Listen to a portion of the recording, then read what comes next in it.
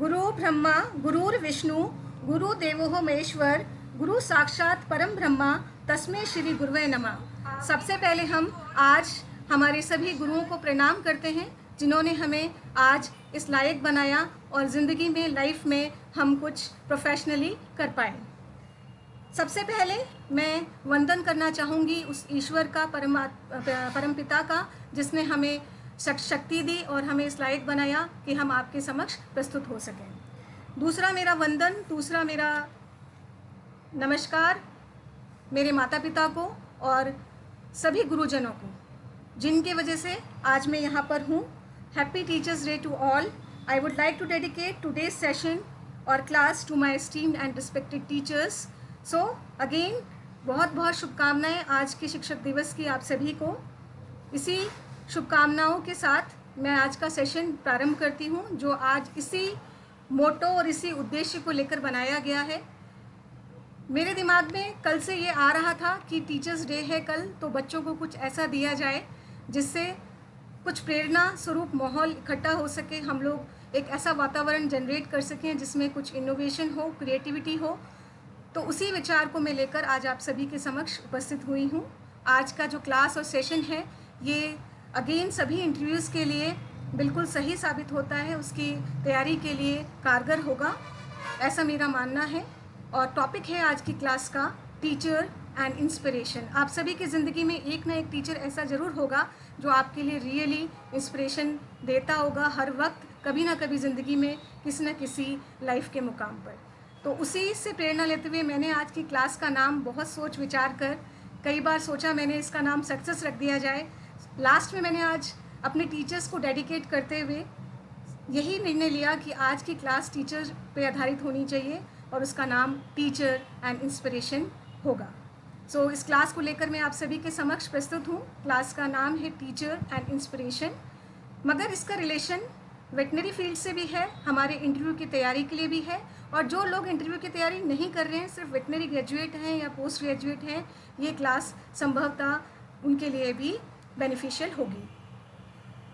Inspire and B inspired. आप दूसरों को भी इंस्पायर करें और ख़ुद भी इंस्पायर रहें। यही ज़िंदगी का, जिसको हम कहते हैं कि एक मोटो होना चाहिए। खुद भी इंस्पायर हमेशा हमें रहना चाहिए और दूसरों को भी इंस्पायर करना चाहिए।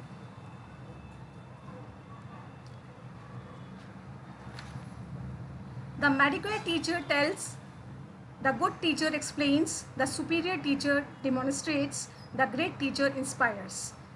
ये उक्ति बिल्कुल आप सबके समक्ष क्लियर है कि एक ग्रेट टीचर क्या करता है। एक ग्रेट टीचर, महान टीचर हमेशा हम सभी को इंस्पायर करता है, कुछ करने की प्रेरणा देता है, मोटिवेट करता है और हमें इनोवेशन की तरफ बढ़ाता है।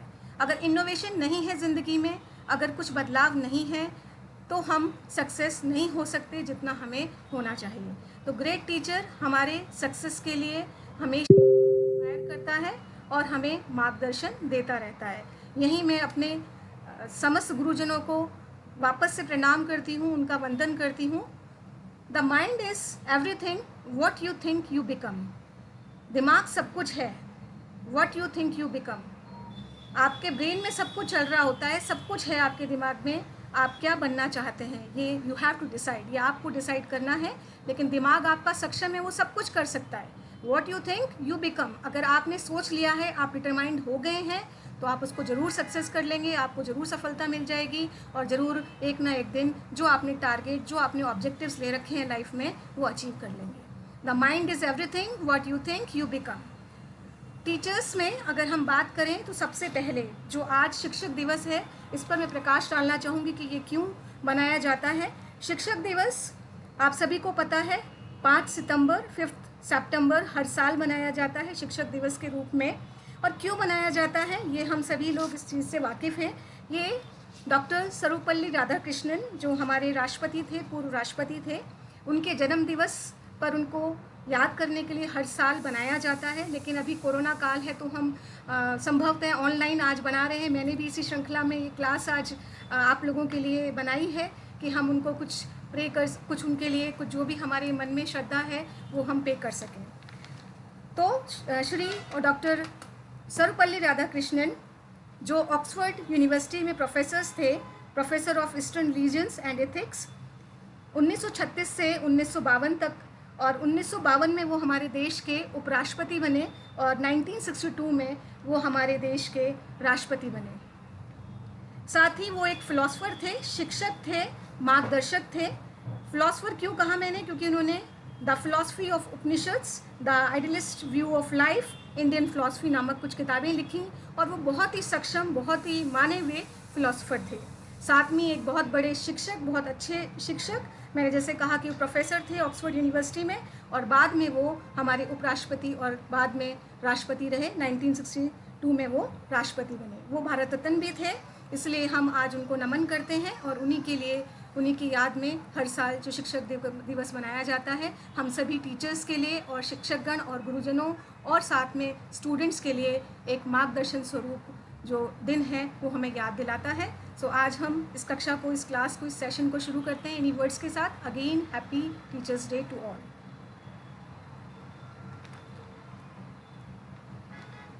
सबसे पहले मैं आपके लिए कुछ क्वालिटी, क्योंकि इस क्लास को फ्रेम करना बड़ा मुश्किल था कि किस तरीके से इस क्वेश्चन को, इस क्लास को, सेशन को फ्रेम किया जाए, टीचर की बात की जाए कि स्टूडेंट की बात की जाए। तो मैंने सर्वप्रथम यही सोचा, वेरी फर्स्ट ऑफ ऑल मैं टीचर से ही बात करूँगी कि टीचर को कैसा होना चाहिए, क्या क्वालिटीज़ होनी चाहिए।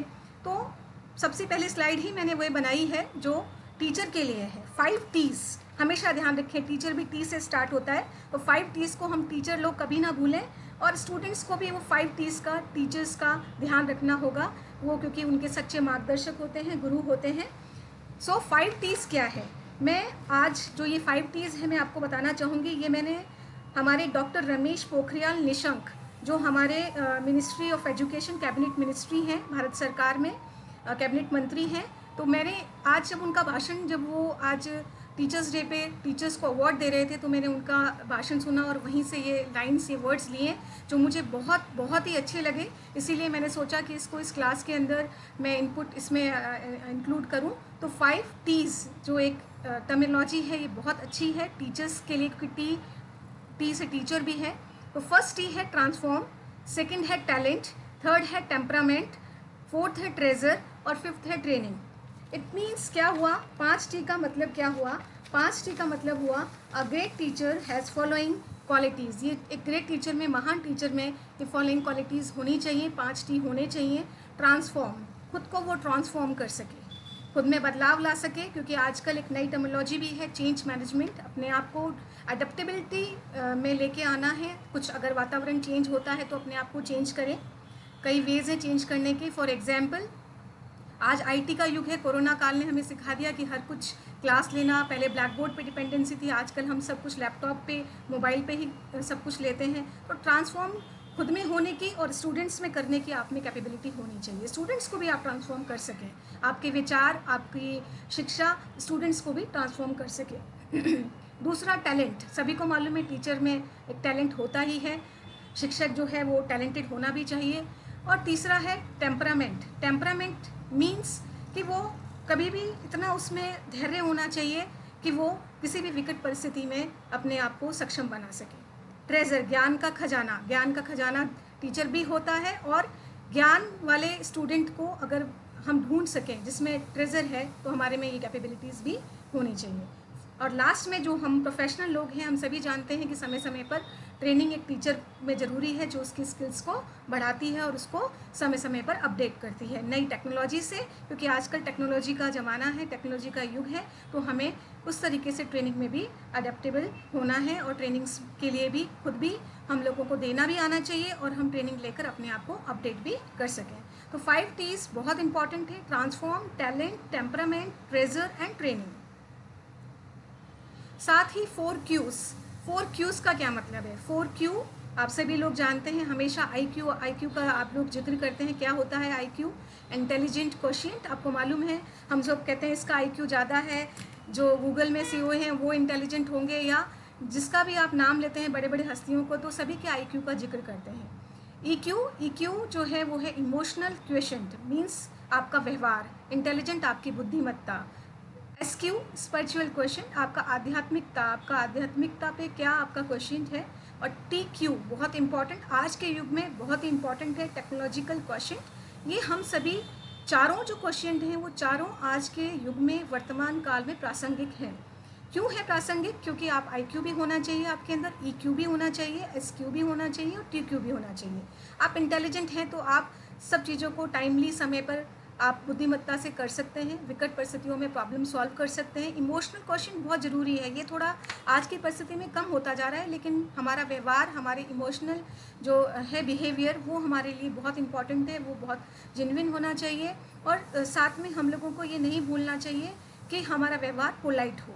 साथ में स्पिरिचुअल क्वेश्चन मतलब हमारा आध्यात्मिकता मीन्स जो भगवान है, जो गॉड है, वो परमात्मा है, और वो ही जो भी है, जिसने भी हमें जो भी दिया है वो है परमात्मा।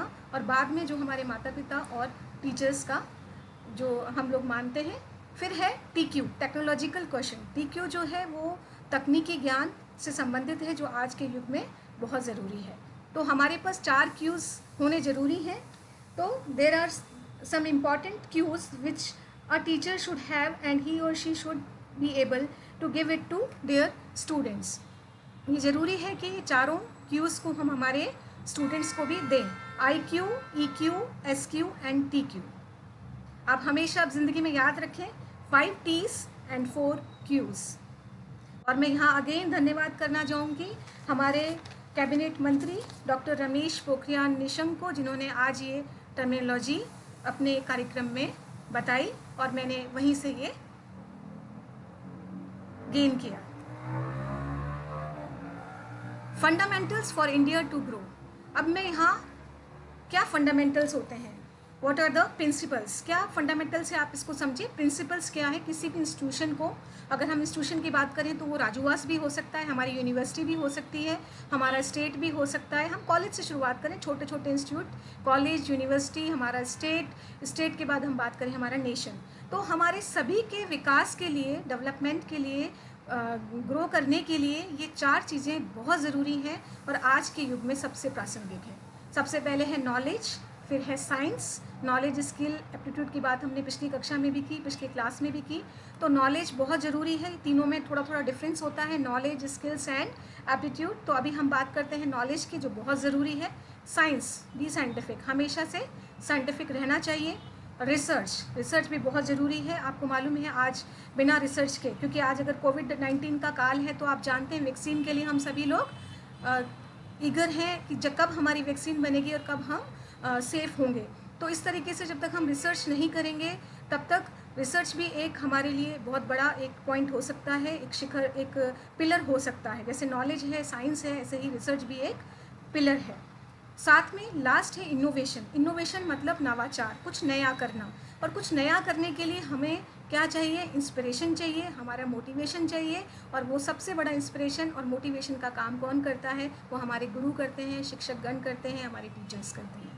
तो इस क्लास को मैं यहीं से रिलेट करती हूँ, टीचर एंड इंस्पिरेशन। टीचर एक इंस्पिरेशन है, एक मोटिवेटर है हमारे लिए। तो हमारे इंस्टीट्यूट से लेकर हमारी नेशन तक knowledge, science, research and innovation, इसका मतलब ज्ञान, विज्ञान, अनुसंधान और नवाचार, ये 4 चीज़ें हमें याद करनी है। ज्ञान, विज्ञान, अनुसंधान और नवाचार, इन 4 चीज़ें अगर हमारे चारों पिलर्स हमारे इंस्टीट्यूट में होंगे, कारगर सिद्ध होंगे। और हमारे ऑनरेबल वाइस चांसलर सर भी हमेशा फोकस करते हैं राजूवास में। इसी तरीके से प्राइम मिनिस्टर साहब मिस्टर नरेंद्र मोदी जी भी हमेशा, रेस्पेक्टेड मोदी जी भी यह कहते हैं कि ये चारों चीज़ों का समावेश ज़रूरी है। तो नॉलेज, साइंस, रिसर्च, इनोवेशन, ये चारों चीज़ें किसी भी इंस्टीट्यूट के, नेशन के विकास में, डेवलपमेंट में एसेंशियल है। तो हमें हमारी शिक्षा को इन चारों के लिए ओरिएंटेड करना है। और शिक्षा जो है, जो स्टूडेंट्स, टीचर भी इसी तरीके से काम करें और साथ में स्टूडेंट्स को भी इन्हीं 4 पॉइंट्स पे फोकस करने के लिए एनकरेज करें। You live your life towards but understand it backwards. एक ये बहुत अच्छी कोट है कि हमेशा आगे अपने को चलना चाहिए, लाइफ में जीना चाहिए और पिछली गलतियाँ, पिछली जो बैकवर्ड है उसको समझना चाहिए। अगर कुछ गलती रह गई है तो हमें उसको सुधारते हुए आगे हमेशा बढ़ना है, हमेशा निरंतर आगे बढ़ता रहना है। नेगेटिव कभी नहीं होना है, ऑलवेज थिंक पॉजिटिव और कंटिन्यू रहना है। अब मैं आज की क्लास में, क्योंकि हम वीओ आरपीएससी वीओ के इंटरव्यू की बात भी कर रहे हैं, वेटनेरियन की बात भी करेंगे, तो सक्सेस बहुत इंपॉर्टेंट है। सक्सेस का मीनिंग, सक्सेस की डेफिनेशन अलग अलग मायनों में, अलग अलग एस्पेक्ट्स में अलग हो जाती है। तो मैं आपको सक्सेस क्या है बहुत ब्रीफली बताऊंगी कि सक्सेस क्या है, लेकिन ये जानना बहुत ज़रूरी है किसी भी इंटरव्यू में जाने के लिए, ज़िंदगी में सक्सेस होने के लिए। इंटरव्यू भी एक लाइफ में कभी ना कभी हम लोग इंटरव्यू फेस करते हैं। आप लोग आरपीएससी वीओ का इंटरव्यू देने जा रहे हैं, तो ये एक स्टेज है और इस स्टेज को पार हम सभी ने कभी ना कभी किया है और आप भी करेंगे। तो what is success? Success is the state achieved after the accomplishment of the targets in life. Success is the state achieve, जो भी आपने स्टेट अचीव किया है वो क्या है, जो आपने लाइफ में टारगेट्स को बनाया था उनको आपने प्राप्त कर लिया है, वो एक सक्सेस है। और इसके मायने हर किसी के लिए अलग अलग हैं। मेरे लिए सक्सेस हो सकता है आज मैं क्लास ले रही हूँ, ये मेरी सक्सेस है। हो सकता है किसी के लिए मनी मैटर करता हो, किसी के लिए सेना में जाना मैटर करता हो, ये सबके लिए इंडिविजुअल डिपेंड करता है। तो success is the state achieve, और सही मायनों में सक्सेस वही है जो आपने ज़िंदगी में उद्देश्य माना है, आपने टारगेट्स ये टारगेट्स तय किए हैं अपने, उनको प्राप्त करना, यही हमारी और किसी की भी सक्सेस का की है। Individual level leads to success on the national level. अगर हम बात करें आप खुद सक्सेस होते हैं तो वो आपके इंस्टीट्यूट की सक्सेस है, और आपके स्टेट की और आपके नेशन की और आपके कंट्री की सक्सेस होती है। तो हम सक्सेस छोटी छोटी कहते हैं ना, छोटी छोटी चीज़ों से, छोटी छोटी बूंदों से घड़ा भरता है। तो सक्सेस अगर आपको मिलेगी तो आपके इंस्टीट्यूट को ज़रूर मिलेगी, इंस्टीट्यूट को मिलेगी तो आपके स्टेट को, आपके नेशन को, आपकी कंट्री को ज़रूर मिलेगी। तो आप हमेशा अपनी कंट्री की ग्रोथ में एक हिस्सेदारी करेंगे अगर आपने अपने टारगेट्स को अचीव किया है, आपके इंस्टीट्यूट के टारगेट्स को अचीव किया है। How to be successful in life, बहुत ही अच्छा तरीके से इसमें प्रेजेंट किया है। व्हाट इज सक्सेस, आप देख सकते हैं S, see your goal, understand the obstacles, U, C create a positive mental picture, C again clear your mind of self doubt, E, embrace the challenge, stay on track, show the world you can do it. Means success क्या है? See your goal, गोल की तरफ देखना। Understand the obstacles, अपनी मुसीबतों को, problems को understand करना। Create a positive mental picture, be positive, हमेशा पॉजिटिविटी के साथ आगे बढ़ना। Clear your mind of self doubt, अपने दिमाग को क्लियर रखना। कुछ स्टूडेंट्स को मैंने देखा है कि क्लियरिटी नहीं रहती उनके टारगेट्स में, उनके ऑब्जेक्टिव्स में। एक दिन सोचते हैं मैं आरएएस बन जाऊँ, दूसरे दिन सोचते हैं नहीं मैं तो वीओ ही बनूंगा, तीसरे दिन सोचते हैं मैं रिसर्च में जाऊंगा। तो ऐसा नहीं करना है, अपने माइंड को सेट रखना है, सेल्फ डाउट्स को निकाल देना है और अपने ऑब्जेक्टिव्स को, अपने टारगेट्स को एकदम क्लियर रखना है। एम्ब्रेस द चैलेंज, चैलेंज को करने के लिए हमेशा ईगर होना चाहिए। चैलेंज हमारे पास हर वक्त आते हैं, जैसे कि अभी आप देखें तो कोरोना वैक्सीन का चैलेंज हमारे पास है। आज ऑनलाइन टीचिंग्स को किस तरीके से प्रभावी बनाया जाए, ये भी एक चैलेंज है। तो embrace the challenge, challenge accept करने के लिए, रिस्पॉन्सिबिलिटीज़ लेने के लिए हमेशा तैयार होना चाहिए। अगर हम ये रहते हैं तो मैं आपको बताऊंगी कि अगर जब चैलेंज ही नहीं लेंगे तो हम आगे उसको काम करने के लिए ईगर नहीं होंगे, कुछ करेंगे नहीं, और करेंगे नहीं तो हम लोग अपने टारगेट्स को ज़िंदगी में कुछ भी करने के लिए पीछे रह जाएंगे। तो स्टे ऑन ट्रैक, कभी भी अपने ट्रैक से इधर उधर नहीं होना है, जो सोच रखा है वही करना है। एक ट्रैक डिसाइडेड होता है जिसको हम कहते हैं मैनेजमेंट। आप अपना टाइम मैनेजमेंट करें, अपना मनी मैनेजमेंट करें, ट्रैक पे चलें, ये सब हम लोगों को करना पड़ता है। हम लाइफ में देखते हैं जब आपने नीट का एग्ज़ाम क्लियर किया होगा तो भी आप एक ट्रैक पे चले होंगे, अपना टाइम मैनेजमेंट किया होगा, सुबह उठकर कैसे स्टडी करना है, पूरा शेड्यूल बना के सब कुछ उस तरीके से आपने, जब भी आपने सक्सेस पाई और आज आप वेटनरी में सेलेक्ट हुए, और आगे भी आप इसी तरीके के आरपीएससी, आईएएस, आरएएस, इसी तरीके के एग्ज़ाम्स में और इंटरव्यू जो आने वाला है आपका भावी इंटरव्यू है आरपीएससी वीओ का, उसमें सक्सेस प्राप्त करेंगे। Show the world you can do it, और हम सभी कुछ ना कुछ ज़रूर कर सकते हैं, डिटर्मिनेशन हमारे अंदर होना चाहिए। मैं भी कुछ अचीव कर सकती हूँ, और अगर सामने वाला कर सकता है तो मैं क्यों नहीं, ये ईगरनेस हमारे अंदर होनी चाहिए, क्यूरियोसिटी होनी चाहिए हमारे अंदर कि मैं ये कर सकती हूँ। और show the world you can do it, और वर्ल्ड को दिखाइए कि मैं ये कर सकती हूँ, ये मेरी पॉजिटिव पॉइंट है, और ये मेरा जो है ये सबसे स्ट्रॉन्ग पॉइंट है मेरा। मैंने हमेशा एक बात कही है कि अपने आप को सेल्फ जो है एनालिसिस हम लोगों को करना होता है, जिसमें सेल्फ अवेयरनेस होता है, सेल्फ अवेयरनेस के अंदर एक एनालिसिस होता है जिसको हम कहते हैं स्वॉट। मैंने पिछली कक्षा में भी आपको क्लास में भी कहा था। स्वॉट एनालिसिस मीन्स होता है आपकी स्ट्रेंथ को जानना, आपकी वीकनेस को जानना, आपकी अपॉर्चुनिटीज़ क्या हैं और आपके थ्रेट्स क्या हैं। ये किसी भी कैरियर में ये स्वॉट जो है मैनेजमेंट में बहुत रेगुलरली यूज़ होता है, तो हम इसे भी देखेंगे आगे की क्लासेस के अंदर। तो आपको show the word you can do it, आपको वर्ड को, ये ज़माने को, आपको संसार को, आपको विश्व को, आपको अपने इंस्टीट्यूट को ये बताना है, आपकी यूनिवर्सिटी को ये बताना है कि नहीं सर मैं ये कर सकता हूँ, मेरे में ये कैपेबिलिटी है, मैं ये कर सकता हूँ, मैं और कोई भी व्यक्ति इस काम को करने में सक्षम है। स्टेप्स ऑफ सक्सेस, क्या सक्सेस के स्टेप्स हैं? एम, आपका एम डिसाइडेड होना चाहिए, आपको क्या करना है, means target. Hard work, hard work बहुत ज़रूरी है। किसी भी चीज़ के लिए अगर आप हार्ड वर्क नहीं करेंगे, मेहनत नहीं करेंगे, तो मुझे नहीं लगता कि वो टारगेट हम अचीव कर पाएंगे। हार्ड वर्क, डिटर्मिनेशन एक ही चीज़ है, सिक्के के दो पहलू हैं। अगर आप हार्ड वर्क के लिए डिटरमाइंड है तो वो ज़रूर कर पाएंगे आप।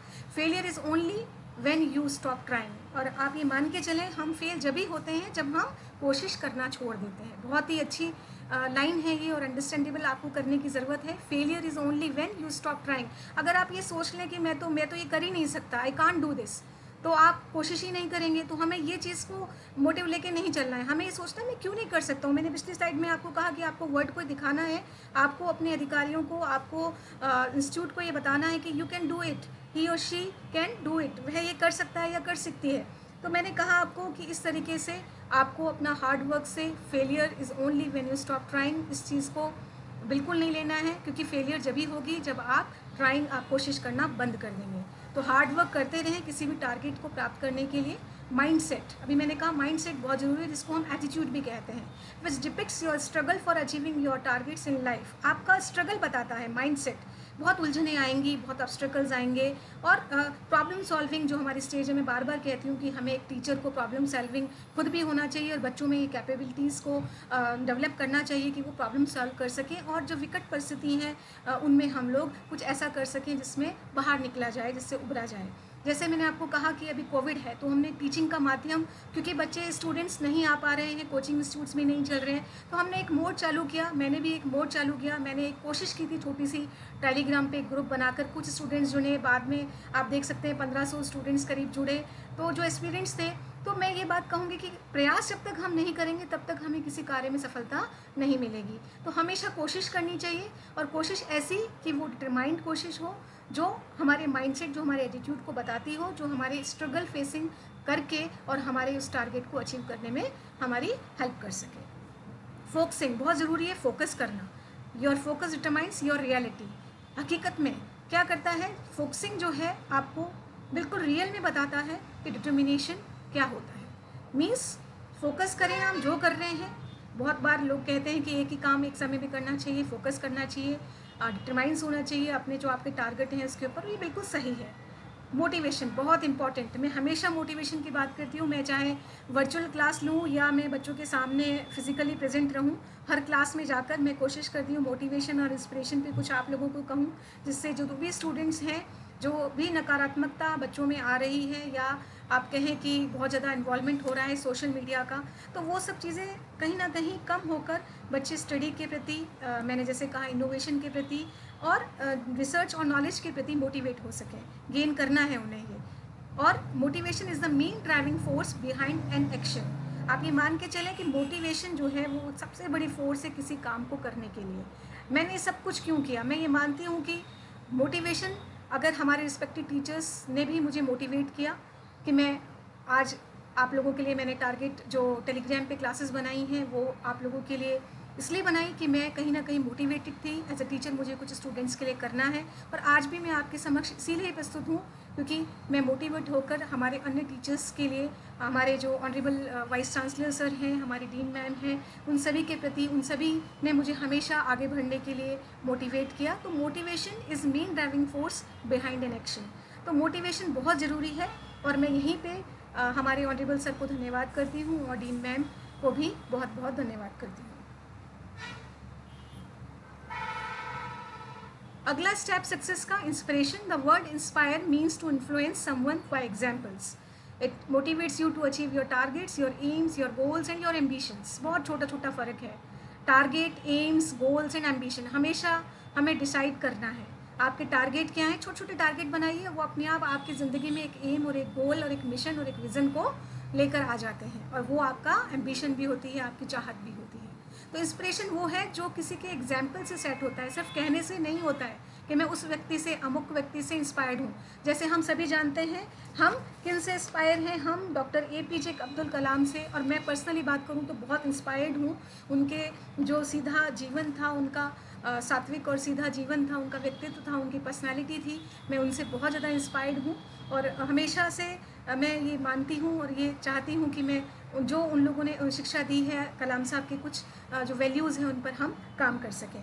वो उनकी एक यहाँ पर कोट भी बताना चाहूँगी मैं आपको, बच्चे सिर्फ उपदेश देने का माध्यम नहीं है, बच्चे सिर्फ उपदेश देने का माध्यम नहीं है, उन्हें सृजनशील विचारों के स्रोत के रूप में देखना चाहिए। ये कलाम साहब ने कहा था। बच्चे जो हैं, जैसे आज भी आपकी मैं क्लास ले रही हूँ तो सिर्फ आपको उपदेश देने के माध्यम से नहीं कर रही हूँ, क्योंकि खुद को अपने आप को भी एग्जाम्पल सेट करना पड़ता है। आप जब भी इंस्पायर होंगे जब अगले व्यक्ति ने आपके लिए एग्जाम्पल सेट किए होंगे। तो कलाम साहब खुद ही एक बहुत बड़ा व्यक्तित्व हैं और उन्होंने हमारे लिए एग्जाम्पल सेट किया हुआ है। तो उन्होंने एक बात कही, बहुत अच्छी बात कही, बच्चे सिर्फ उपदेश देने का माध्यम नहीं है कि सिर्फ उनको उपदेश दिया जाए, बल्कि बच्चे क्या हैं, स्टूडेंट्स क्या हैं, उन्हें सृजनशील विचारों के स्रोत के रूप में देखना चाहिए। हम आप लोगों में से ही कुछ नए विचार आते हैं, सृजनशील जो क्रिएटिविटी होती है उसमें ढूंढें आप लोगों में से, और क्रिएटिविटी को ढूंढ कर आप लोगों को आगे बढ़ाएं और उसी से आगे बढ़ें। तो हमारा जो इनोवेशन है वो एक फैक्टर पूरा होता है, और इनोवेशन से ही देश में, कंट्री में, इंस्टीट्यूट में डेवलपमेंट आता है।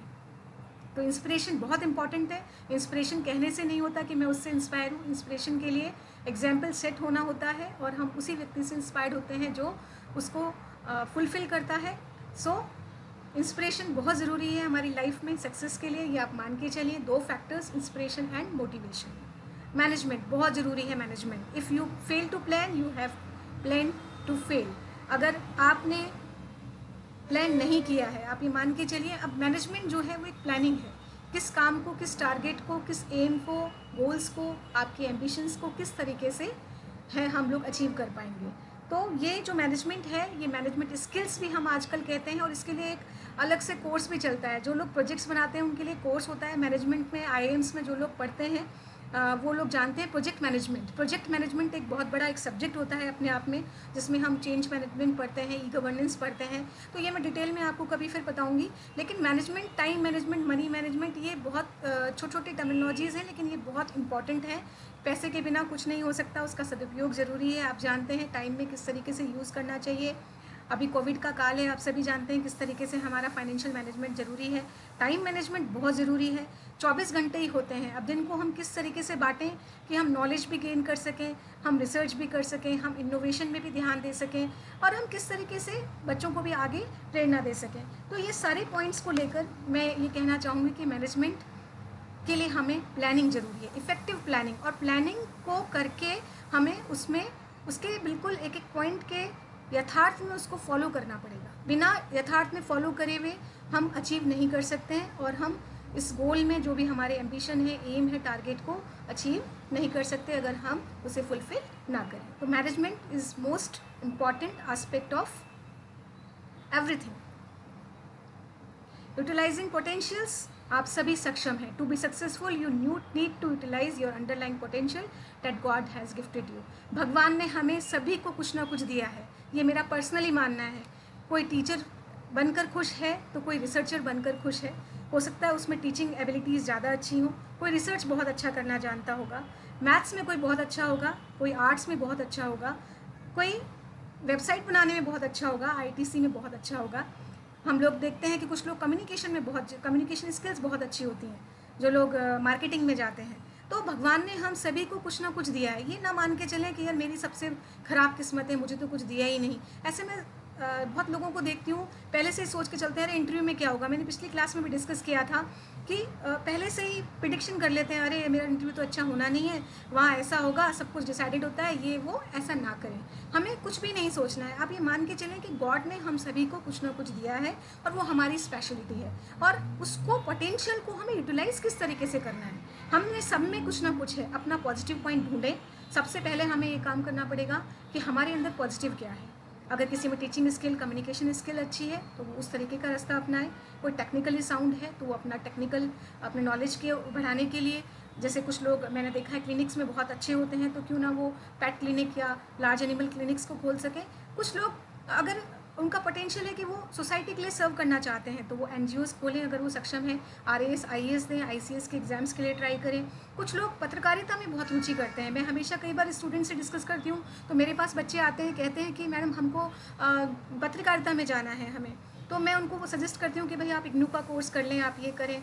कुछ लोग जो है रिपोर्टर बनना चाहते हैं, तो इस तरीके से कुछ लोग मॉडलिंग में आना चाहते हैं। सब में कुछ ना कुछ पोटेंशियल है, तो अपने पोटेंशियल को सबसे पहले खोजें, अपने आप में डिस्कवर करें और उसके बाद उसको पोटेंशियल को यूटिलाइज़ करें। ये मैं आप सभी लोगों से कहना चाहूँगी और ये सक्सेस का बहुत बड़ा मंत्र है। टेकिंग रिस्क, हमेशा रिस्क को लें।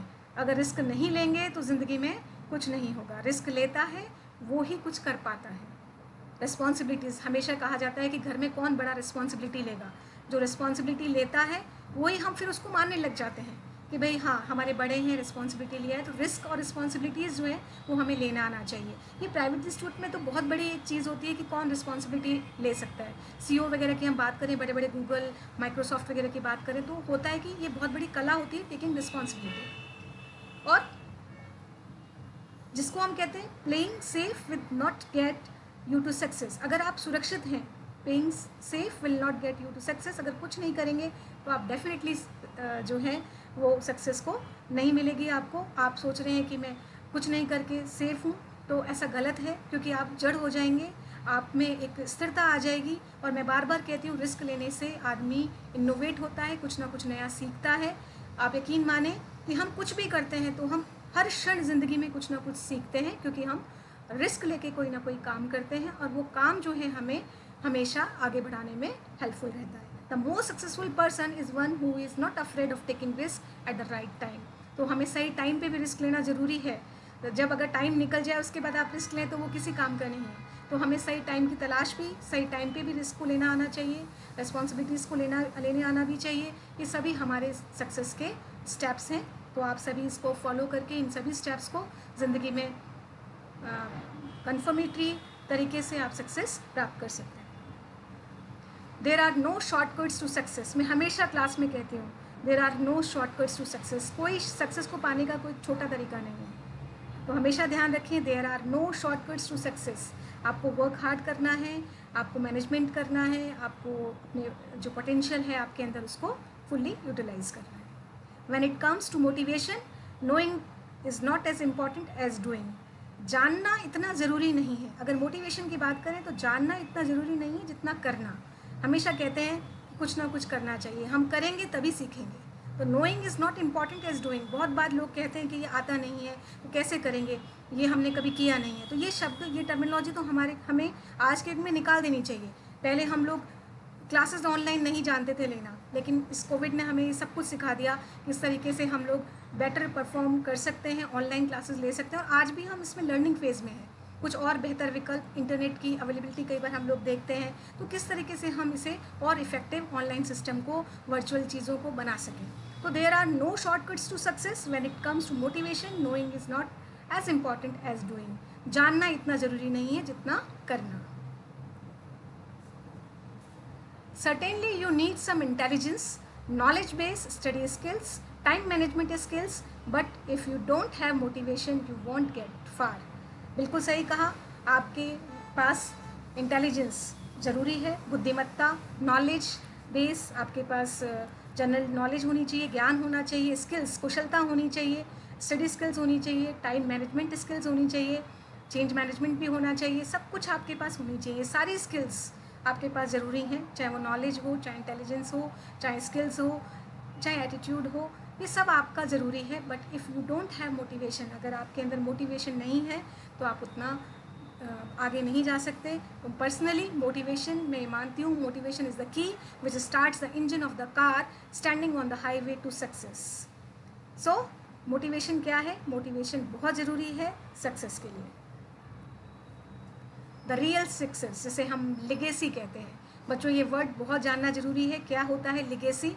बहुत बार हम लोग फिलोसफर लोग बात करते हैं।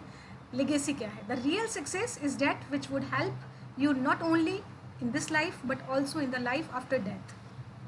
After a death, our name lives till eternity.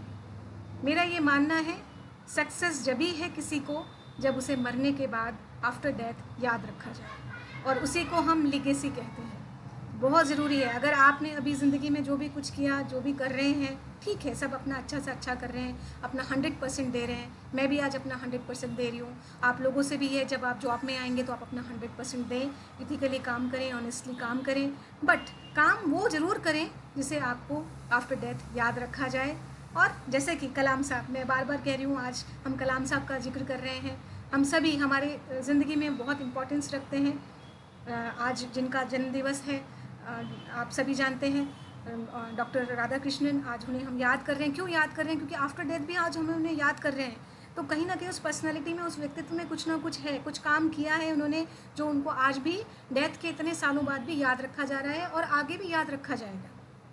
Our success should be such that it leaves an everlasting impact on the world। कुछ इस तरीके का करें, चाहे आप रिसर्च में करें, चाहे आप इनोवेशन करें, कुछ चाहे नॉलेज में करें, चाहे टीचिंग में करें, so that it remembers us with respect and honour, जिससे आपका सम्मान के साथ संसार में नाम लिया जाए। ये बहुत ज़रूरी है। कुछ ना कुछ एक टारगेट बना लें कि मुझे ये करना है, और आप कर सकते हैं, क्योंकि कोई भी व्यक्ति कर सकता है। छोटे छोटे टारगेट बनाएं ज़िंदगी में, अपने आप एक बड़ा टारगेट जो है वो अचीव हो जाता है। तो कुछ ऐसा करें। एक व्यक्ति अगर ये सोच ले कि लाइफ में मैं कुछ ऐसा करूँगा जो आफ्टर डेथ भी याद रखा जाएगा, और मेरा नाम जिस तरीके से कलाम साहब का नाम और डॉक्टर राधा कृष्णन का नाम लिया जा रहा है, सम्मान से, उसी रिस्पेक्ट से लिया जाए, तो कुछ इस तरीके से मुझे करना है, एक अमिट छाप छोड़नी है। Real success is achieved when the targets are set in the accordance with the principles of our life. और रियल सक्सेस जब भी है जब हम हमारे प्रिंसिपल्स को ना छोड़ें, जो भी करें वो इथिकली करें, ऑनेस्टी के साथ करें। तो इथिकल, चाहे आप सर्विस करेंगे, चाहे आप RAS बने, आप सिविल सर्विसेज में चाहे आप फॉरेस्ट सर्विसेज में, चाहे आप वेटनरी प्रोफेशन चूज़ करें, आप सभी में आप ये जानते हैं सक्सेस जब ही है जब हम हमारे काम को ईमानदारी से करें। और ये बहुत ज़रूरी है लाइफ में, चाहे टीचर बने, चाहे आप सिविल सर्वेंट बने, चाहे आप पॉलिटिक्स में जाएँ। बहुत सारे लोग पॉलिटिक्स में जाने के भी इच्छुक हैं। तो जो भी काम करें, ऐसा काम करें कि आप इथिकली, ऑनेस्टली काम करें, और बाद में आप जब नहीं रहें तो आपको लाइफ में, लाइफ के बाद आफ्टर डेथ भी याद रखा जाए और आपका नाम सम्मान से लिया जाए। तो legacy is the most important thing.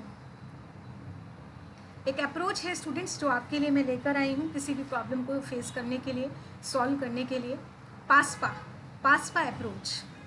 क्या है पासपा अप्रोच? हम सभी को हमारी ज़िंदगी में, व्यवहारिक ज्ञान में भी इस अप्रोच को कहीं ना कहीं यूज़ करना चाहिए, और हम यूज़ करते भी हैं।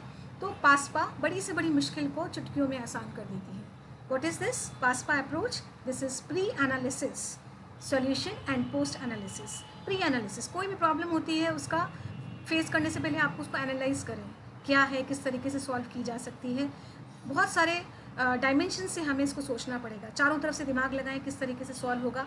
मैथ्स में भी हम ये लोग करते हैं, ये चीज़ सीखने को मिलती है कि जब भी कहते हैं साइंस और मैथ्स जो है वो ब्रेन को उस तरीके से हमारे ब्रेन को चलाता है, फॉलो करवाता है। तो प्री एनालिसिस बहुत ज़रूरी है।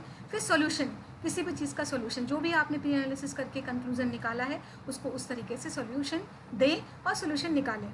पोस्ट एनालिसिस, अगर हमने उसका सोल्यूशन कर लिया है तो हम उसे बाद में, बहुत लोग सोल्यूशन देने के बाद, काम करने के बाद भूल जाते हैं। ऐसा ना करें, हम उस चीज़ को देखें कि कोई कमी तो नहीं रह गई है, हम उसमें और बेहतर और क्या इम्प्रूव कर सकते हैं। तो सोल्यूशन के बाद एक बहुत बड़ा जो फैक्टर है वो है पोस्ट एनालिसिस।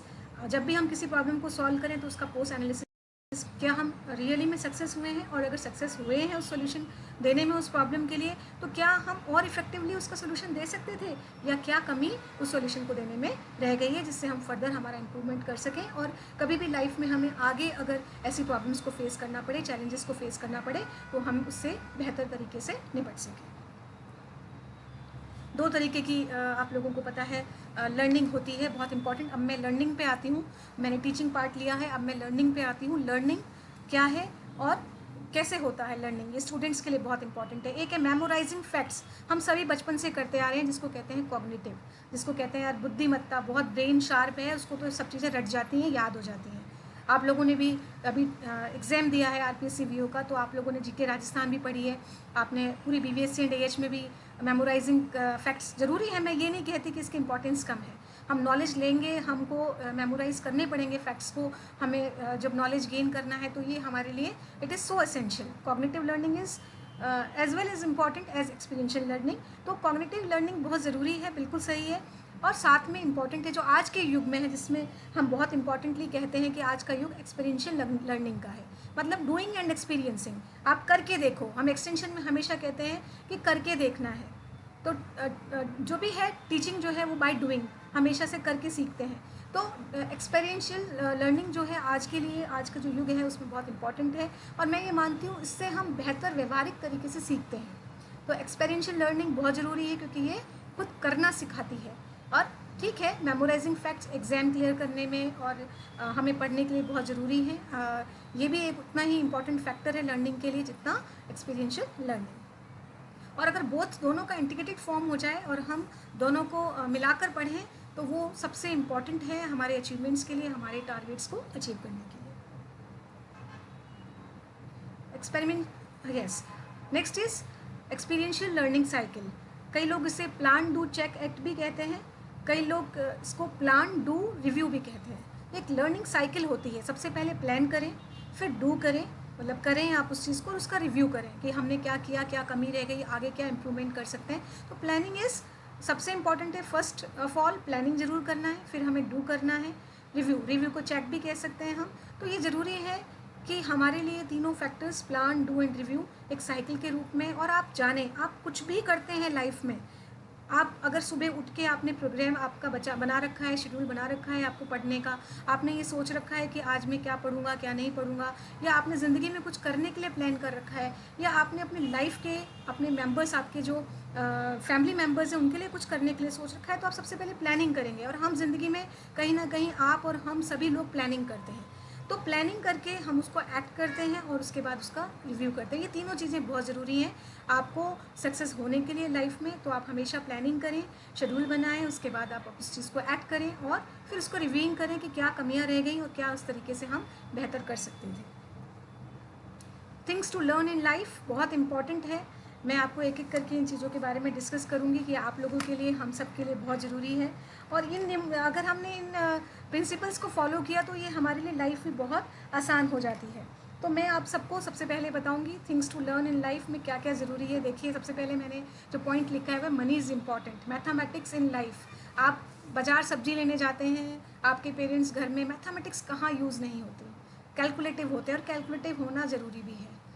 आप कैलकुलेशन करेंगे तो आपको मनी का सदुपयोग भी करना जानेंगे। और मनी जो है, पैसा जो है, जो वो सभी इम्पॉर्टेंट है, बहुत इम्पॉर्टेंट है।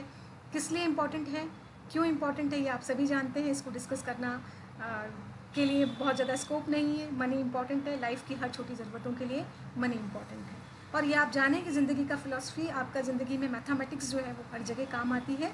सो उसकी एक इम्पॉर्टेंस है। दूसरा, आजकल मैं आपको बताना चाहूँगी, ये मेरे खुद के जो एक्सपीरियंस है और जितने मैं मोटिवेशन वाले वीडियोस को ऑब्ज़र्व करती हूँ कि आज की ज़िंदगी में, लाइफ में क्या हमें सीखना ज़रूरी है, मैं अपने एक्सपीरियंस से और आप लोगों के लिए जो एक्सपीरियंस हैं उनको ये बताना चाहूँगी कि ज़िंदगी में अगर हमने ये सब चीज़ों को ध्यान रखा तो हम ज़िंदगी में वो अचीव कर सकते हैं जो हमने सोचा है।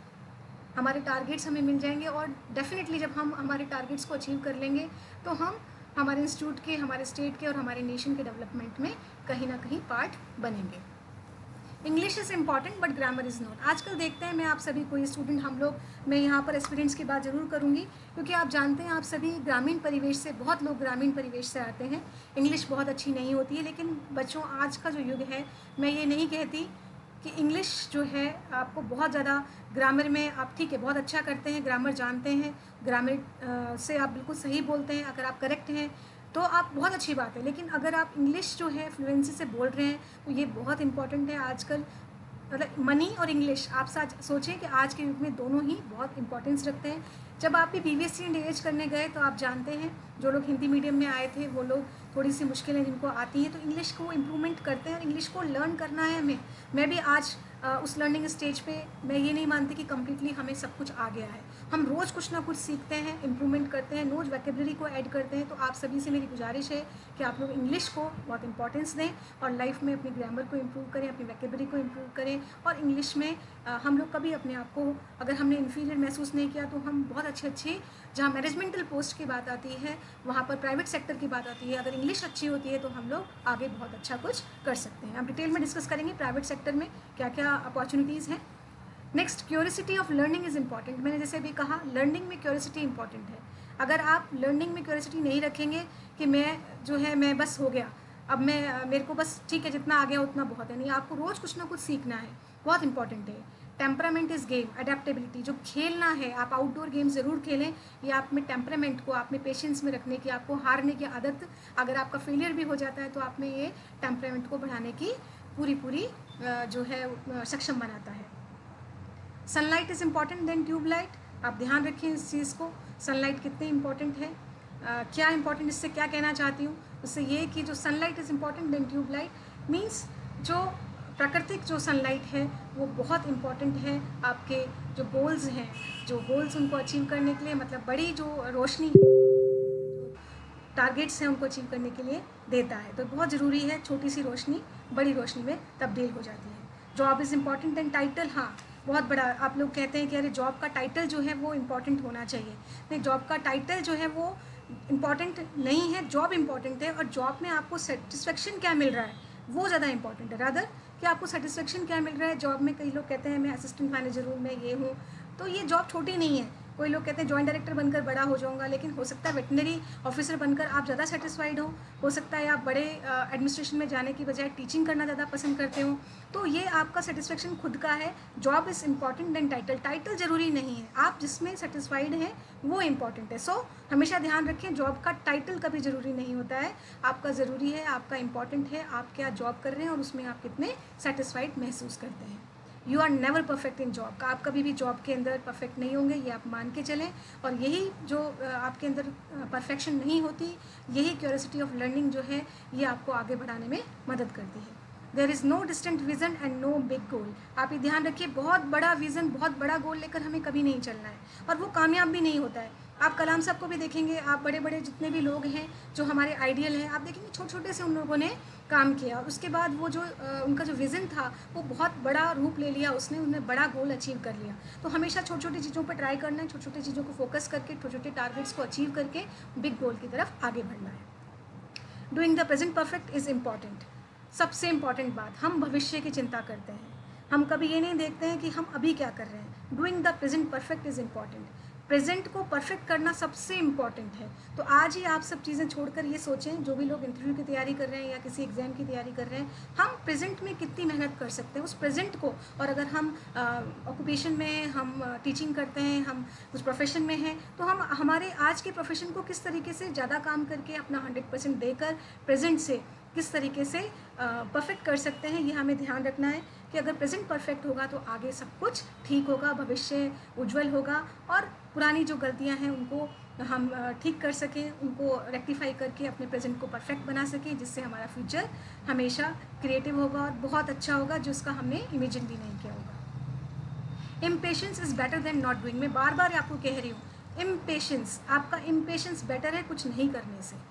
आप कुछ लोग, मैं हमेशा से ये मानती हूँ कि मैं कुछ ना कुछ करती रहूँ, ये मेरा पर्सनल व्यू है, हो सकता है आप इससे एग्री ना हो। मैं खाली नहीं बैठना चाहती, मैं सोचती हूँ कि कुछ किया जाए, बच्चों के लिए कुछ किया जाए, जो भी मैं कर सकूँ, जो छोटा मोटा मैं जानती हूँ या मैं सीख सकती हूँ। तो it means curiosity of learning हमें कभी नहीं छोड़ना चाहिए, और इम्पेशेंस रहना चाहिए कि अरे मैं तो ये कर सकता हूँ, दैन नॉट डूइंग। अगर हम कुछ नहीं करते हैं तो हम कुछ आगे कर भी नहीं सकते हैं। Means impatience is better than not doing, ये बात आप हमेशा अपनी ज़िंदगी में मान के चलिए। जो बड़े बड़े लोग हैं उन्होंने, चाहे वो कलाम साहब हो, मैं बार बार आपको जिक्र करती हूँ, जितने भी बड़ी बड़ी पर्सनालिटीज़ हैं, वो किसी भी में हो, चाहे साहित्य में हो, चाहे साइंस टेक्नोलॉजी में हो, वो सभी ईगर रहते थे कुछ ना कुछ नया क्रिएटिव करने के लिए। ऐसा नहीं कि कुछ करना नहीं है, बस हो गया, हमने एक अपना टारगेट अचीव कर लिया, बस नहीं। तो ऐसा नहीं होना है, हमारा टारगेट, छोटे छोटे टारगेट्स हैं, हमें आगे और टारगेट, एक टारगेट अचीव कर लिया, आगे बढ़े, दूसरा टारगेट अचीव कर लिए। स्टेप्स हैं, सीढ़ियों में एक सीढ़ी पर रुककर हमारी मंजिल प्राप्त नहीं कर सकते, सीढ़ियों को पूरा चढ़ना पड़ता है। उसी तरीके से हमें हमेशा इम्पेशेंस रहना होगा, क्यूरियोसिटी ऑफ लर्निंग रखनी होगी, जिससे हम आगे बढ़ सकें। मैंने एक्सपीरियंशियल लर्निंग के बारे में कह दिया, हमेशा डिमॉन्स्ट्रेट करके, डूइंग करके, करने के बाद हम सीखते हैं, और वो एक्सपीरियंस ही हमें लाइफ में बहुत कुछ सिखाता है। स्माइलिंग, हमेशा खुश रहें, स्माइल रहें, क्योंकि ये बहुत बड़ा गहना है जिसे हम बोलते हैं कि स्माइल से सारी चीज़ें, आप अगर दुखी भी हैं तो वो सब कुछ ख़त्म हो जाता है। तो स्माइलिंग बहुत ज़रूरी है। और लेगेसी, मैंने अभी आपको कहा, लेगेसी पे पूरी आपको एक स्लाइड दिखाई थी कि लेगेसी कितनी इंपॉर्टेंट है। कुछ ऐसा करें जिससे मरने के बाद भी आपको लोग याद रख सकें। आस्क क्वेश्चंस, ये एक मैनेजमेंटल एस्पेक्ट में स्लाइड्स ली है, किस तरीके से इंटरव्यू में आपको जाना है। ये लाइफ भी एक इंटरव्यू है, आप सभी जानते हैं। हर हमें लाइफ में, अभी जैसे मैं अपनी बात करूं तो आरपीएससी वीओ के लिए इंटरव्यू दिया, फिर असिस्टेंट प्रोफेसर के लिए इंटरव्यू दिया, हो सकता है आगे भी किसी इंटरव्यू को फेस करना पड़े। तो ज़िंदगी में हो सकता है मैं जब ई गवर्नेंस के कोर्स के लिए गई थी तब वहाँ पर आईएएम में, वहाँ पर भी मेरा एक इंटरव्यू हुआ। तो इस तरीके से जो इंटरव्यूज़ लेते हैं वो किस तरीके से इंटरव्यूज़ एक लाइफ का पार्ट है और वो भी हमें हमेशा लर्निंग देते हैं। तो ask questions, be honest always, हमेशा क्वेश्चन पूछें अपनी लाइफ में, ईगोसिटी रखें, क्यूरियोसिटी रखें, बी ऑनेस्ट, हमेशा ऑनेस्ट रहें। मैं बार बार कहती हूँ, अगर ऑनेस्टली हमने काम नहीं किया, एथिकली काम नहीं किया, तो ज़िंदगी में हो सकता है छोटा मोटा टारगेट अचीव कर लें, लेकिन हम बहुत आगे नहीं जा सकते। Dates with yourself and with others, हमेशा ऑनेस्टी रखें। खुद अपने आप में एक सेल्फ इस्टीम होती है आपका खुद का, तो वो क्या होता है, एक सेल्फ सेटिस्फेक्शन जिसको भी हम बोलते हैं। तो ये जो है वो जब भी आ सकती है जब हम ऑनेस्टी से, आप जब भी कोई काम करेंगे तो आप अपने आप को सेल्फ एनालाइज ज़रूर करते हैं। तो ध्यान रखें, कोई भी काम करें, पढ़ें, इंटरव्यू दें, मैंने पिछली क्लास में कहा था कि ऑनेस्टली आंसर्स दें। इस तरीके से जो भी कुछ करें लाइफ में वो ऑनेस्टली करें। Clear communication require clear thinking. अगर आप कम्युनिकेशन क्लियर कर रहे हैं, मैं बार बार कहती हूँ verbal communication and non verbal communication की बात मैंने लास्ट क्लास में भी की थी। इसके लिए ज़रूरी है क्लियर थिंकिंग, क्लियर एप्टीट्यूड। आपके दिमाग में पता होना चाहिए कि मुझे कैसे रखना है, कैसा बिहेव रखना है, किस तरीके से मुझे पेश आना है सामने वाले के साथ, चाहे वो नॉन वर्बल हो चाहे वो वर्बल हो। क्लियर कम्युनिकेशन रखना है। अगर आप नहीं कर सकते तो आप ना बोल दें। ये एक हमारे प्राइवेट सेक्टर में भी ये बात कहा जाती है, जब भी हम सर्विस में, कुछ लोगों की आदत होती है काम को ओढ़ लेते हैं, फिर वो कर नहीं पाते उसको। तो क्लियर कम्युनिकेशन रखें। अगर आप कर सकते हैं तो ही हाँ भरें। मैंने इंटरव्यू की क्लास में भी कहा था, अगर आपको कोई क्वेश्चन नहीं आता तो पोलाइटली हम्बली आप बोल दें सॉरी, और अगर आता है तो उसका क्लियरली आंसर्स दें, उसको बिल्कुल सही तरीके से पॉइंट वाइज आराम से आंसर दें उसका, और कंक्लूड करें उसे। कीप इट सिंपल, किसी चीज़ को कॉम्प्लेक्स ना बनाएं। अगर लाइफ में चीज़ों को आप कॉम्प्लेक्स बनाएंगे तो बहुत सारी ऐसी चीज़ें जो ऑलरेडी कॉम्प्लेक्स हैं हम उसको सॉल्व नहीं कर पाएंगे। मेरी आप सभी से रिक्वेस्ट है, अगर हमें सक्सेस होना है तो हमेशा चीज़ों को सिंपल रखें और सिंपल तरीके से उसको सॉल्व करें। एक्सेप्ट रिस्पॉन्सिबिलिटी, रिस्क लें, रिस्पॉन्सिबिलिटी लें। जो लोग जिम्मेदारी से भागते हैं वो ज़िंदगी में कभी सक्सेस नहीं होते। तो हमें छोटी छोटी रिस्पॉन्सिबिलिटीज़ को लेना आना चाहिए और रिस्क को लेना आना चाहिए। लिसन, दूसरों की सुने। हमारे पेरेंट्स, हमारे गुरुजन हमेशा हमें कुछ ना कुछ सिखाते हैं। हमेशा उनकी जो भी शिक्षा है वह हमको याद करें और उनसे कुछ ना कुछ प्रेरणा लेके आगे बढ़ें। वर्क हार्ड, डेडिकेटेडली आपको काम करना है। वर्क हार्ड ऐसा एक ऑप्शन है जिसको कहना चाहिए, मैं मानती हूँ, अल्टरनेट नहीं है।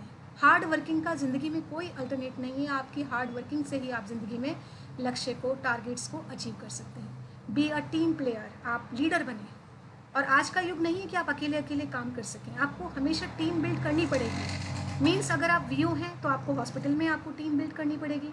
आप अगर पढ़ा रहे हैं, आप एक एडमिनिस्ट्रेटिव जॉब में हैं तो मैनेजर की तरह, प्राइवेट जॉब में है तो आप मैनेजिंग डायरेक्टर हो सकते हैं। तो अगर आपकी टीम, आपने बड़े बड़े लोगों से, आईटीसी में ये जो स्टार्टिंग हुई वो आप जानते हैं किससे हुई है, आपका इंफॉर्मेशन टेक्नोलॉजी एंड कम्युनिकेशन जो एक सेक्टर है आईटीसी, इसमें कंप्यूटर्स आदि आते हैं। इसमें टीम का वर्ड जो है वो बहुत यूज़ हुआ। गूगल की बात करें हम, फेसबुक की बात करें, तो ये टीम जो लीडर है, आप कहते हैं कि इसका मैनेजिंग डायरेक्टर जो है, जकरबर्ग की बात करें हम या नडाल की बात करें, तो टीम लीडर जो है बहुत परफेक्ट होना चाहिए। और आप टीम लीडर जो है वो किसी भी इंस्टीट्यूट की, किसी की आप कह सकते हैं नेशन की, वो सक्सेस का एक आधार हो सकता है। तो टीम लीडर होगा, वो रिस्पॉन्सिबिलिटी भी लेगा, वो रिस्क भी लेगा, वो फॉलोअप भी करेगा कमियों को, और वो टीम जो है वो एक टीम लीडर के साथ आगे ज़रूर बढ़ेगी। ऑलवेज बी प्रिपेयर्ड, हमेशा तैयार रहें किसी भी चुनौती के लिए। टेक इनिशिएटिव, बहुत लोग इनिशिएटिव नहीं लेना चाहते, लेकिन लें, टीम लीडर जो है वो इनिशिएटिव ले, और आप लोग भी लें उसके साथ, और फॉलोअप, और उसका फॉलोअप भी करें कि भाई जो मैंने काम किया है, जो मैंने टारगेट लिए हैं वो पूरे हो रहे हैं या नहीं, और अगर हो गए हैं तो उनमें कोई कमी तो नहीं रह गई। These are the book ends of success. Anticipate the needs of others, दूसरों की नीड्स का भी ख्याल रखें। कई बार इतना ओवर एम्बिशियस ना हो जाएं कि हम दूसरों की चिंता करना भूल जाएं। हमेशा मैंने जैसे आपको 4 क्यूज़ के लिए भी कहा था, और मैंने कहा था कि एक होता है कौन सा क्यू होता है हमारा, एक जो है व्यवहार का क्यू होता है, व्यवहार का क्वेश्चन होता है जिसको हमें नहीं बोलना है। उस व्यवहार में हमें नम्रता ज़रूर रखनी है, पोलाइटनेस, हम्बलनेस ज़रूर होनी चाहिए। और किसी भी चीज़ को करने के लिए, सक्सेस के लिए 3 डब्ल्यूज़ बहुत ज़रूरी हैं। मैं हमेशा हमारी क्लास में कहती हूँ कि ये जानना बहुत ज़रूरी है, क्या है, व्हाट, हु एंड व्हेन, क्या है, कौन है और कब है। तो ये 3 प्रिंसिपल को हमें नहीं भूलना है। साथ में अगर हम हाउ को भी यूज़ करें तो बहुत अच्छा रहता है। हमें उसके तरीका आता है कि किस तरीके से हम हमारे काम को कर सकते हैं और हम सक्सेस को अचीव कर सकते हैं। तो दूसरों की जो नीड्स हैं उनका ख्याल रखना भी उतना ही ज़रूरी है। ऐसा नहीं है कि हमें ओवर एम्बिशियस होना है और दूसरों का हम कहीं तिरस्कार तो नहीं कर रहे, कहीं ऐसा तो नहीं है हम किसी की भावनाओं को ठेस पहुंचा रहे हैं। हमेशा हम्बल रहें, पोलाइट रहें। द बैलेंस व्हील बहुत इंपॉर्टेंट स्लाइड है, हमारी ज़िंदगी के लिए, सभी के लिए बहुत ज़रूरी है। फिज़िकल एक्टिविटी, आप सभी सहमत होंगे, खेलें, इंडोर गेम्स, आउटडोर गेम्स ज़रूरी है। हमारी फिज़िकल एक्टिविटी, हेल्थ, हमारा योगा आप सभी जानते हैं कितना ज़रूरी है आज के युग में। वर्क इम्यूनिटी बूस्टर भी है, ये बहुत इंपॉर्टेंट है। कोविड-19 में आप देख सकते हैं बार बार बात हो रही है इम्यूनिटी बूस्टर की। काम करें, मेहनत से काम करें, डेडिकेटेडली काम करें, लगन से काम करें। इमोशनल व्यवहार, अभी मैंने कहा इमोशनल क्वेश्चन बहुत ज़रूरी है आपके व्यवहार में। लेज़र, आपका खाली टाइम पे आप क्या एंजॉयमेंट करते हैं, ये भी उतना ही ज़रूरी है। कितना सोशल हैं आप, कितना स्पिरिचुअल है और कितना इंटेलेक्चुअल है। तो ये बैलेंस व्हील जो है वो बहुत ज़रूरी है आपकी लाइफ में, आपकी ज़िंदगी में। Physical activity, work, emotions, leisure, social activities, spiritual life and then intellectual life, ये सभी इंपॉर्टेंट है और सबका अपना अपना जो रोल है वो फिक्स है। और जब हम सभी को बराबर इम्पोर्टेंस देंगे तो हम लाइफ में बैलेंस रहेंगे और जो सक्सेस हमें जो ढूंढ रहे हैं वो सक्सेस हम जल्दी से जल्दी अचीव कर पाएंगे। अब मैं बात करती हूँ, आप सभी सोच रहे होंगे कि वेटनेरियंस की वीओ इंटरव्यूज़ की बात नहीं आई है, कहीं व्यूज़ का जिक्र नहीं आया है। तो कुछ स्लाइड्स मैं आप लोगों के लिए लेकर आई हूँ जो मुझे लगा कि आज की एज अ टीचर मुझे आप लोगों को कुछ देना चाहिए। तो मैं कुछ कैरियर अपॉर्चुनिटीज़ के बारे में डिस्कस करूँगी, कैरियर अपॉर्चुनिटीज़ फॉर वेटनेरियंस। जो लोग ग्रेजुएट हैं मैं उनका 1 बाय 1 आप लोगों से डिस्कस करूँगी कि इस तरीके से हमारे पास जो है वो अपॉर्चुनिटीज़ हैं। आप देख सकते हैं जब हम लोग नीट के थ्रू या पीएमटी के थ्रू बीवीएससी इंड एएच में आए तो हमने 5 इयर्स का बीवीएससी इंड एएच का कोर्स कंप्लीट किया। कुछ लोग इंटर्नशिप में भी होंगे, एमवीएससी किया या पीएचडी किया, आप सभी इस चीज़ों से सहमत हैं। तो अपॉर्चुनिटीज़ क्या हैं फॉर वेटनेरियंस? हम लोग स्टेट गवर्नमेंट में जा सकते हैं, हम लोग सेंट्रलाइज सेक्टर्स में जा सकते हैं, local bodies, municipalities, panchayats, private sector में जा सकते हैं, और सेल्फ एम्प्लॉयमेंट जो प्राइवेट प्रैक्टिस है वो भी कर सकते हैं। तो ये 5 एस्पेक्ट्स हैं हमारे पास यहाँ, ये 5 जिसको कहना चाहिए मीडिया है जहाँ पर हम अपने कैरियर की अपॉर्चुनिटीज़ को डिस्कवर कर सकते हैं और अपना जो मॉनेटरी बेसिस पे हम सक्सेस हो सकते हैं। तो अगर हम स्टेट गवर्नमेंट की बात करेंगे तो स्टेट गवर्नमेंट में आपको मालूम है बहुत important veterinary hospitals, organize state farms, semen banks, sperm stations, poultry farms, then polyclinics, labs, इस तरीके से स्टेट गवर्नमेंट में अपॉर्चुनिटीज़ हो सकती हैं। वीओ आप बनते हैं, ये स्टेट गवर्नमेंट का ही एक पार्ट है। दैन सेंट्रलाइज सेक्टर के अंदर आप देखें तो आप आर्मी में जा सकते हैं, अभी मैं डिस्कस करूँगी 1 बाय 1, जिसको आप बोलते हैं आरवीसी, रिमाउंट वेटनरी कॉर्प्स। फिर आप बात करें बीएसएफ की, आईसीआर की बात करें हम, सेंट्रलाइज्ड सर्विसेज में आता है जिसमें आप साइंटिस्ट बन सकते हैं। फिर हम बात करें आप जो सेंट्रल गवर्नमेंट का डेयरिंग मिनिस्ट्री है एग्रीकल्चर की, वहाँ आप जा सकते हैं। सेंट्रल फॉर्म्स में आप जा सकते हैं। फिर हम बात करते हैं, देखा जाए तो हम लोकल बॉडीज़ की बात करते हैं थर्ड पे। लोकल बॉडीज़ में आप स्लॉटर हाउसेस में जा सकते हैं। आपकी जो निगम वगैरह है जो शहर के लेवल पे होती है, म्यूनिसिपैलिटीज़ और पंचायत होती हैं, वहाँ पे जो भी अपॉर्चुनिटीज़ होती है उसके हिसाब से आप काम कर सकते हैं। जू और वाइल्ड लाइफ सेंटर्स पे कर सकते हैं और पंचायती राज में एनिमल रिसोर्स डेवलपमेंट के रूप में भी काम कर सकते हैं। ये डिपेंड करता है कौन से राज्य से, कौन से स्टेट से आप बिलोंग करते हैं, वहाँ पर उस तरीके की अपॉर्चुनिटीज़ आपको मिल सकती हैं। तो state government, centralised sectors, central government means local bodies, municipality and panchayat. Private sector की बात करूँ तो कमर्शियलाइज्ड जो डेयरी फार्म्स हैं, पोल्ट्री फार्म्स हैं, आपको मालूम है बहुत सारे हैं और इसमें बहुत अच्छे पैसे भी मिलते हैं, बहुत अच्छी अपॉर्चुनिटीज़ भी हैं आजकल। पहले ऐसा था कि सारी गवर्नमेंट सर्विसेज में लोगों को लगता था कि स्टेट गवर्नमेंट में या सेंट्रल गवर्नमेंट में अपॉर्चुनिटीज़ ज़्यादा हैं, लेकिन अब ऐसा नहीं है। लोग स्टेट स्टेट गवर्नमेंट और सेंट्रल गवर्नमेंट को छोड़कर प्राइवेट सेक्टर की तरफ भी उनका रुझान बढ़ रहा है और सेल्फ एम्प्लॉयमेंट की तरफ भी, प्राइवेट प्रैक्टिस की तरफ भी लोगों का रुझान बढ़ता जा रहा है। तो इसमें अगर बात करें तो जितने भी बायोलॉजिकल प्रोडक्ट्स हैं, वैक्सीन प्रोडक्ट प्लांट्स हैं, उसमें आप जा सकते हैं। प्राइवेट सेक्टर में फार्मास्यूटिकल कंपनीज़ में बहुत बड़ा आपका रोल है।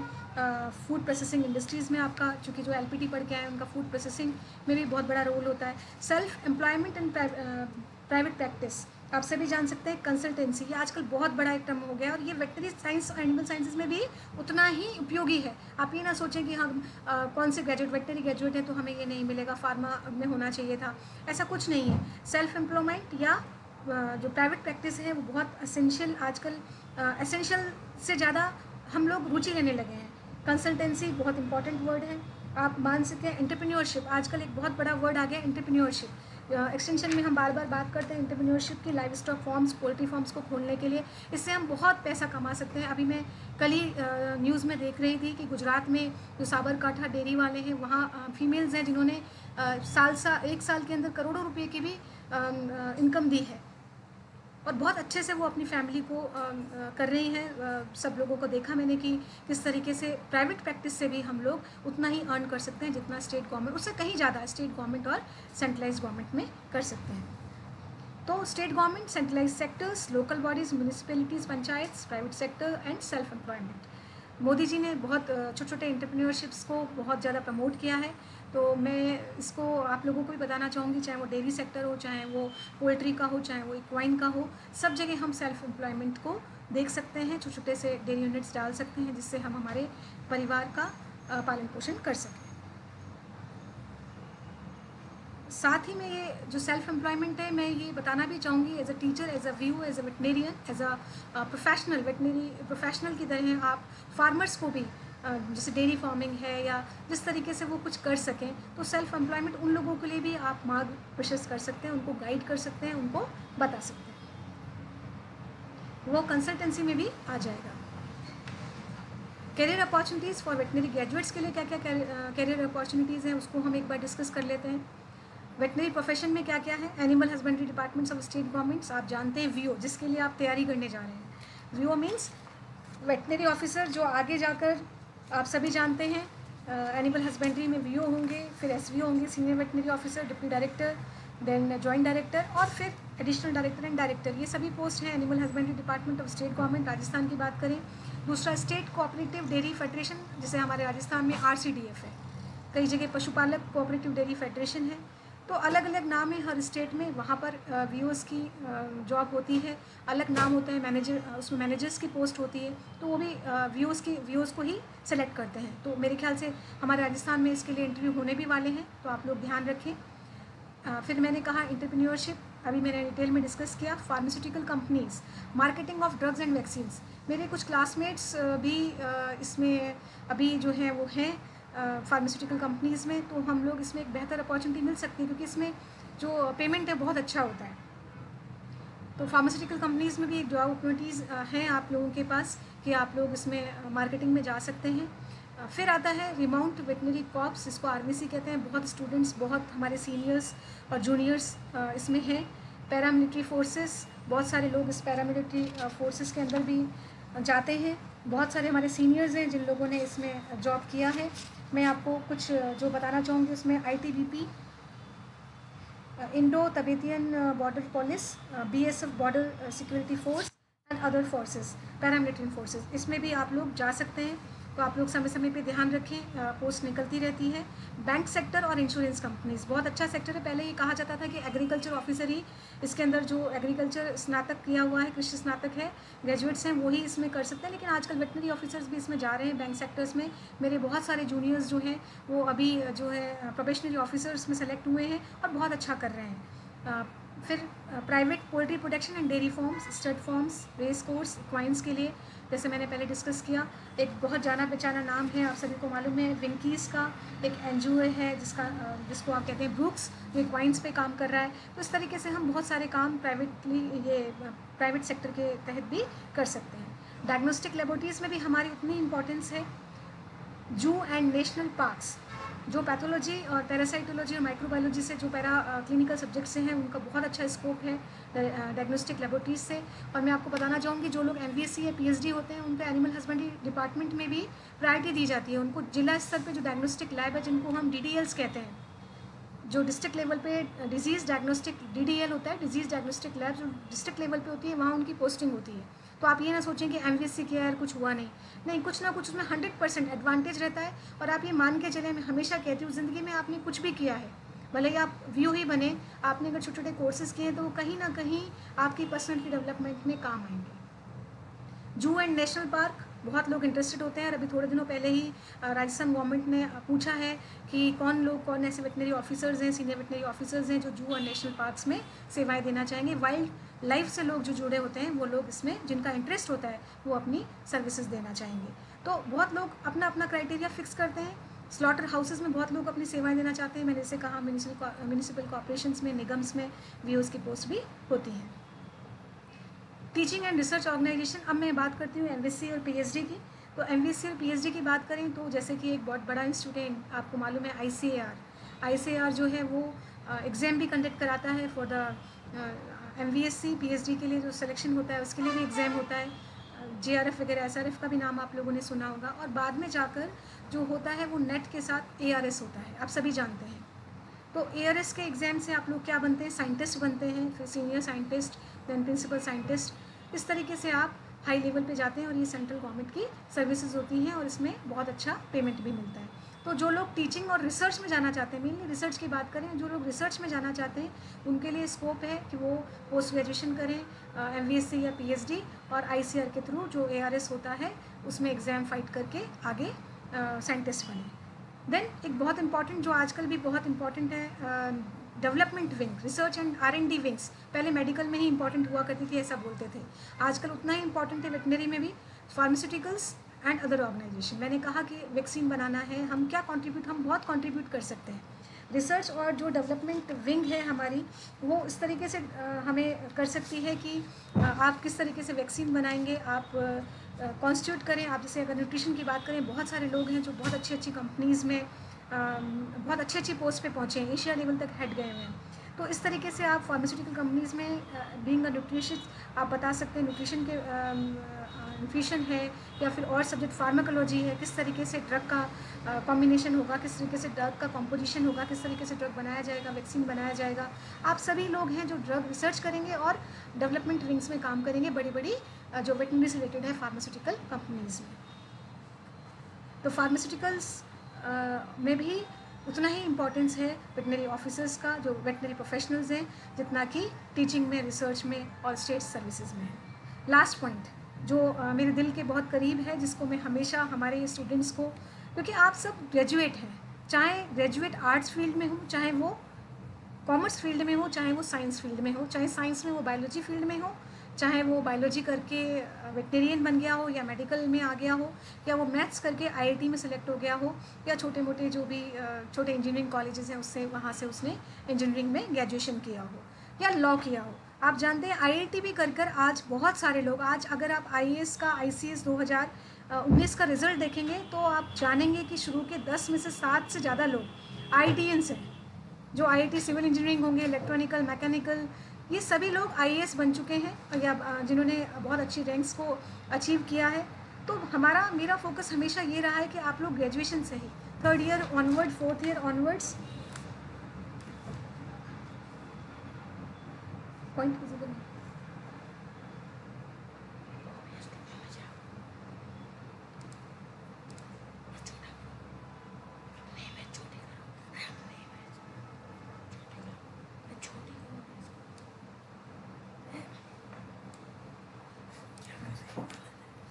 तो IFS, IAS और RAS एलाइड सर्विसेज के लिए ज़रूरी है कि आप लोग अभी सा माइंडसेट बना लें अपना 3rd ईयर 4th ईयर का ऑनवर्ड्स, और इस तरीके से आप जो प्रिपरेशन है वो अपनी जारी रखें।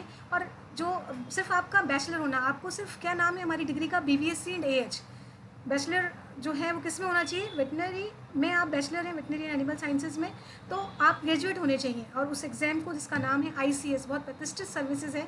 और अगर हम स्टेट की बात करें तो उसका नाम है राजस्थान की। जो अगर हम बात करें administrative services, RAS and allied services, ICS Indian level पर, नेशन लेवल पर इंडियन सिविल सर्विसेज के नाम से। और इसी तरीके से हमारा एक बहुत अच्छा स्कोप जो है वेटनरियंस का, वो है IFS। इसमें भी बहुत बड़ा, और राजस्थान में भी अभी आप लोग जानते हैं जो लोग VO की इंटरव्यू की तैयारी की है, कि वो लोग फॉरेस्ट सर्विसेज, राजस्थान में भी कुछ वैकेंसीज आई हुई हैं फॉरेस्ट ऑफिसर्स के लिए, तो फॉरेस्ट सर्विसेज में भी जा सकते हैं। तो मैं आप सभी लोगों से रिक्वेस्ट करूँगी, जिनका थोड़ा सा भी GK के अंदर इंटरेस्ट है, वो सभी लोग RAS, IAS, ICS के लिए तैयारी शुरू करें और मोटिवेट होकर इस तैयारी को करें डिटर्मिनेशन से। हम में से ही कुछ लोग IAS, IC और RAS में जो है वो काबिल होंगे और देश की सेवा कर सकेंगे, क्योंकि ये जॉब एक ऐसा जॉब है जिसमें हम सोसाइटी से जुड़े होते हैं और नेशन को हम सर्व कर सकते हैं। सिर्फ बॉर्डर पे रहने वाला सिपाही सर्व नहीं कर सकता, हम कई मायनों में देश की सेवा कर सकते हैं, चाहे वो रिसर्च हो, चाहे वो डेवलपमेंट हो, चाहे वो टीचिंग हो। हम ऐसे विद्यार्थी बनाएं टीचिंग सेक्टर में जाकर जो आगे इनोवेट कर सकें और बहुत सारे देश में ICS, IFS, RAS दे सकें और देश की सेवा कर सकें। लास्ट में बस मैं एक ही बात कहना चाहूँगी, count your blessings. No matter how much you achieve in life, no matter how much you achieve in life, you will always feel unhappy if you constantly focus on what you don't have. हम क्या करते हैं कि हमने जो achieve नहीं किया life में, उस पर फोकस करते हैं। तो कभी ये ना करें कि क्या हमें नहीं मिला। Instead devote time every day to appreciating the things you do have. हमेशा उनको प्रेस करें, उनको देखें जो आपने अब तक किया है, सक्सेसफुली किया है, जो अचीव किया है लाइफ में। आप ये ना देखें आपने क्या अचीव नहीं किया। Think beyond material items, materialistic ना हो। Appreciate your loved ones. हमेशा अपनी फैमिली, आपके दोस्तों, फ्रेंडशिप बहुत इंपॉर्टेंट है। फ्रेंडशिप आपको ज़िंदगी में बहुत कुछ सिखाती है। शेयरिंग सिखाती है। आपके भाई बहन, आपके जो सिबलिंग्स हैं, वो आपको हमेशा लाइफ में सिबलिंग्स जो हैं शेयरिंग सिखाते हैं। ऐसा नहीं कि मेरा पार्ट उसने ले लिया तो मैं नाराज़ हो जाऊँगा, नहीं, आप इस तरीके से शेयरिंग हमें करनी है। एडजस्ट होना लाइफ में आप सीखते हैं। And remember happy memories. हमेशा अच्छी मेमोरीज़ को याद रखें, उनको अप्रिशिएट करें और लाइफ में हमेशा दुखी ना हो कि मुझे ये नहीं मिला, मैंने ये अचीव नहीं किया, यार वो सक्सेसफुल आदमी है, मैं नहीं हूँ। दूसरों की लाइफ में फोकस ना करें, आप अपने आप को देखिए आपने क्या अचीव किया है और उन छोटे छोटे अचीवमेंट से खुश हों और सामने दूसरों से शेयर करें उन अचीवमेंट्स को। और अपने बिलव्ड्स हैं उन लोगों का रिस्पेक्ट करें, उनसे शेयरिंग करें। टाइम बहुत कीमती है और टाइम निकल जाने के बाद टाइम वापस कभी नहीं आता है। तो हमेशा अपने नियर और डियर से संपर्क रखें, कांटेक्ट में रहें, दोस्तों से मिला करें। समय पर हर चीज़ ज़रूरी है। और रिमेंबर हैप्पी मेमोरीज़। मेमोरी एक ऐसा वर्ड है जो हमेशा जीवंतता लाता है, लाइवलीनेस लाता है। तो कभी भी अपनी ज़िंदगी की लाइवलीनेस को ना खोएं, मेमोरीज़ को याद रखें। इन्हीं वर्ड्स के साथ मैं आप सभी को बहुत बहुत धन्यवाद करती हूँ, शुभकामनाएँ देती हूँ आज के टीचर्स डे पर। और होप करती हूँ, आशा है, मुझे आशा ही नहीं विश्वास है कि इस क्लास से आप लोग ज़िंदगी में कोई एक ऐसी बात जो आप लोग ज़िंदगी में फॉलो करेंगे, और यही मेरा इस क्लास का उद्देश्य होगा। बहुत बहुत थैंक यू, बहुत बहुत धन्यवाद। और अगेन मेरे सभी टीचर्स को, गुरुजनों को प्रणाम, और उन सभी को, आज के सभी को इस दिन के लिए शुभकामनाएं। बहुत बहुत धन्यवाद। Thank you so much.